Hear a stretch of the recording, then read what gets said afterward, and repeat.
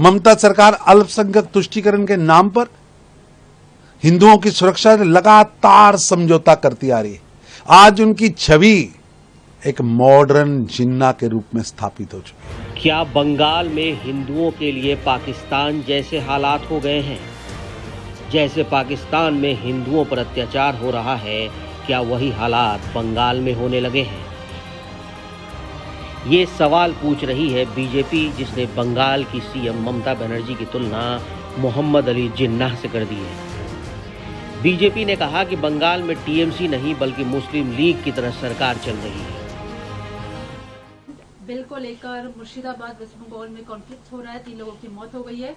ममता बनर्जी कह रही है कि केंद्र सरकार ये कानून लेकर आई है तो जवाबदेही ही उनकी बनती है। पश्चिम बंगाल में मुर्शिदाबाद में वक्फ हिंसा में 3 मौतों के बाद भी ममता बनर्जी की रहस्य में चुप्पी शर्मनाक है, घोर निंदनीय है, कष्टदायक है। ममता सरकार अल्पसंख्यक तुष्टीकरण के नाम पर हिंदुओं की सुरक्षा से लगातार समझौता करती आ रही है। आज उनकी छवि एक मॉडर्न जिन्ना के रूप में स्थापित हो चुकी है और उनकी पार्टी टीएमसी मुस्लिम लीग का काम कर रही है। आज की घटनाएं 40 के दशक के मुस्लिम लीग के डायरेक्ट एक्शन की तरह हैं। तब भी उस समय के हुक्मरानों ने हाथ बांध रखे थे, आंखों पर पट्टी बांध रखी थी। आज भी बंगाल में जो काम मुस्लिम लीग कर रही थी, आज तृणमूल कांग्रेस कर रही है। जो जिन्ना कर रहे थे वो ममता बनर्जी कर रही हैं और डायरेक्ट एक्शन जैसी घटिया घटनाएं हो रही हैं। पश्चिम बंगाल के मुर्शिदाबाद में वक्फ कानून के विरोध में हुई हिंसा और आगजनी के बाद सेंट्रल फोर्स एक्टिव हुई और काफी हद तक हालात पर काबू पा लिया गया। इस मामले में कलकत्ता हाई कोर्ट तक को दखल देनी पड़ी, लेकिन इसके बावजूद सवाल उठ रहे हैं कि ममता बनर्जी अब तक खामोश क्यों है। जब पूरी सरकारी मिशनरी ममता बनर्जी के पास है तो उनके राज्य में कानून व्यवस्था संभालने के लिए बाहर से फोर्स बुलाने की जरूरत क्यों पड़ गई। हालांकि बीएसएफ का कहना है जहां भी उनकी टीम गई वहां कई जगह बीएसएफ पर भी हमले हुए और जवानों को भी निशाना बनाया गया। अभी हालात कैसे हैं? देखिए, स्थिति तनावपूर्ण है, लोग भय में हैं, लेकिन स्थिति नियंत्रण में है। और मैं ये कह सकता हूं कि यदि कल की स्थिति देखें, कल कई जगहों पे काफी भयावह स्थिति थी, तो आज हालात बेहतर हुए हैं और हम ये उम्मीद करते हैं कि हम सभी के सम्मिलित प्रयास से ये स्थिति जल्द ही हम लोग नॉर्मल सी रिस्टोर कर लेंगे। मुर्शिदाबाद में बर्बादी का मंजर सड़कों पर जले हुए वाहनों और टूटे हुए शॉपिंग मॉल और फार्मेसी में तोड़फोड़ के रूप में देखने को मिला।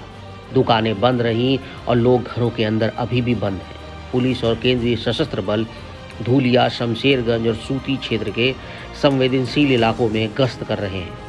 मीडिया की टीम जब धूलियान गई तब कुछ स्थानीय लोगों ने उन्हें क्षतिग्रस्त इमारत के भीतर बम के छर्रे और फर्नीचर की राख दिखाई। हिंसा के एक पीड़ित ने बताया कि हमला करने वाले मुस्लिम लोग थे, जिन्होंने चुन चुन कर हिंदुओं की दुकानों में तोड़फोड़ की। अगल बगल की मुस्लिम दुकानों पर कोई आंच नहीं आई, सिर्फ हिंदुओं को ही टारगेट किया गया। सारे घर जला दिए गई है, सारी दुकानें जला दिया गया है। ये देखिए, नजारा देख लीजिए, ये नजारा देख लीजिए, दुकान का लूट कर लिया है। इसका इरादा ही ऐसा ही है, हिंदू लोग है, इसको मारो पीटो लूटो जो भी करो। हम लोग यहाँ चाहते हैं अगर शांत रहना है तो बीएसएफ कैंप एक परमानेंट रहना चाहिए। और जो तोड़फोड़ होता 4 घंटे से पहले पुलिस का कोई नाम निशान नहीं है। और पुलिस स्टेशन यहाँ से 1 कदम भी दूरी नहीं है। पुलिस स्टेशन के दूरत्व तो 1 कदम भी नहीं है। पुलिस का कोई काम ही नहीं है। मेरा नाम मनोज घोष है।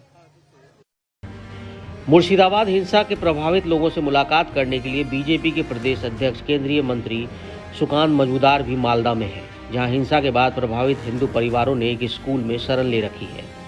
जो पीड़ित मालदा पहुंच चुके हैं उन्होंने चौंकाने वाले खुलासे किए हैं। लोगों के मुताबिक हथियारों की नोक पर मुर्शिदाबाद में उपद्रवियों ने महिलाओं के साथ छेड़छाड़ की, बदसलूकी की। एक महिला ने तो यहाँ तक बताया कि उनके घरों में तोड़फोड़ की गई और पानी की टंकी में जहर तक मिला दिया गया। मुर्शिदाबाद डिस्ट्रिक्ट से भागकर रिफ्यूजी बनकर मालदा गए हैं, वो लोग वापस लौटने की स्थिति अभी तक तैयार नहीं हुई है। मैं कलकत्ता हाईकोर्ट के स्पेशल बेंच को बहुत बहुत धन्यवाद दूंगा नहीं तो ममता बनर्जी की सरकार किस फिराक में थी, आप इसका जानकारी आप जनता को होनी चाहिए कि जब बीएसएफ उतरा, कुछ घंटा बीएसएफ रहने के बाद ही बीएसएफ के अफसर को डीएम ने फोन करके बताया था कि वी विल हैंडल इट, आपको रहने की जरूरत नहीं है। यानी बीएसएफ को उठा लो और फिर से एक बार हिंदुओं के ऊपर ऐसी अत्याचार है, इस तरीके का प्लानिंग तृणमूल कांग्रेस के प्रशासन के ऊपर तरफ से था। बीजेपी नेता शुभेंदु अधिकारी ने मांग की है कि बंगाल में राष्ट्रपति शासन लगाए बिना यहां हमला रुकने वाला नहीं है। वहीं कांग्रेस नेता अधीर रंजन चौधरी ने कहा कि बंगाल की सरकार निकम्मी हो चुकी है।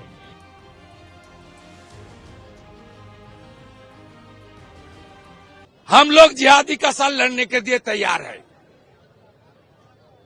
जो करना है करूंगा, न्यूटन का थर्ड लॉ है, लेकिन पुलिस को न्यूट्रल करना पड़ेगा। ईसीआई के विदाउट प्रेसिडेंट्स रूल बंगाल में चुनाव अच्छा तरीके से, डेमोक्रेटिक वे से, ट्रांसपेरेंसी से नहीं हो सकता। जहां हिंदू 50% से कम है, उस बूथ में ये लोग हिंदू को वोट डालने नहीं देगा। इसलिए on the eve of election ECI should recommend president's rule in Bengal. It's not my demand, everyone demand. ना वक़्फ़ कानून लाए और ना ये घटना घटी। आपको एक बात बड़ी संसद में कह रहे हैं, देखिए मैं मानता हूं दंगा हुआ होती है जहां सरकार चाहती है। कभी गोधरा में हुई थी, सरकार चाहती थी, कभी बंगाल में हो रही है, वो भी सरकार की मर्जी के अनुरूप हो रहे हैं। दंगा तभी होते हैं जब सरकार चाहते हैं, ये मान के चलिए। मुर्शिदाबाद और बंगाल के अन्य जिलों में तो तनाव है, लेकिन कई मौलाना अभी भी मुसलमानों को भड़काने में तुले हैं। जमीयत के नेताओं का कहना है कि हिंसा के लिए मुस्लिम जिम्मेदार नहीं है, बल्कि पूरे मुल्क में दहशत फैलाई जा रही है। और जो कुर्बानी देनी पड़े,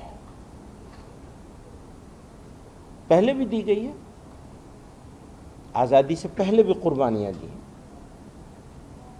अगर लड़ना पड़ेगा लड़ेंगे, सब्र करना पड़ेगा सब्र भी करेंगे